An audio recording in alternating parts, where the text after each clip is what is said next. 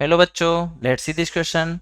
If f of x is an odd periodic with period 2, then f of 4 is. Here option is A option is 0, B option is 2, C option is 4 and D option is -4. तो अगर हम की concept की बात करें यहाँ पर,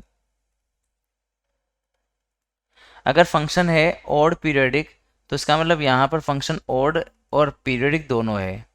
तो ऑड होने का मतलब होता है कि अगर फंक्शन में -x से रिप्लेस करूं तो यहाँ पर -f(x) आ जाएगा.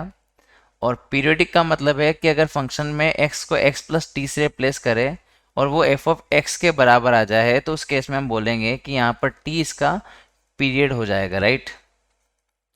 और यहाँ से हम ये भी कह सकते हैं कि f(x) प्लस एन टी बराबर होगा f(x) के. तो ये जो की कॉन्सेप्ट है हम यहाँ पर हमारे क्वेश्चन में अप्लाई करेंगे और इसका सॉल्यूशन फाइंड आउट करेंगे, राइट. तो यहाँ पर हमें बोला गया है कि f(x) जो है वो ऑड पीरियोडिक फंक्शन है, इसका मतलब ऑड भी है. तो हम लिख सकते हैं कि f(-x) बराबर -f(x) हमें पता है. और दूसरा यहाँ पर पीरियड 2 है तो इसका मतलब f(x) प्लस 2 जो होगा वो f(x) के बराबर होगा, राइट. तो यहाँ पर अगर हम x को 0 से रिप्लेस कर दे, x बराबर 0 अगर हम रखते हैं तो यहाँ से आ जाएगा f(0) is equal to -f(0), that means 2f(0) is equal to 0.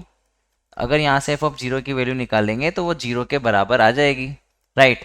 तो f(0) बराबर 0 है तो अगर मैं इसमें x इसको लिख सकता हूँ x प्लस एन टी और n की वैल्यू 2 रख दूँ तो f(x) प्लस 4 जो आएगा वो भी f(x) के बराबर आ जाएगा. तो यहाँ पर अगर मैं x की वैल्यू 0 रख देता हूँ तो आ जाएगा f(4) is equal to f(0), और f(0) की वैल्यू हम ऑलरेडी कैलकुलेट कर चुके हैं 0 के बराबर. दैट मीन्स f(0) की जो वैल्यू आएगी, सॉरी f(4) की वैल्यू आएगी, वो आएगी हमारे पास में f(0) के बराबर. f(0) की वैल्यू हम कैलकुलेट करके 0 लिख चुके हैं. दैट मीन्स यहाँ पर फाइनल आंसर आ जाएगा option number A. I hope you understood well. Best of luck.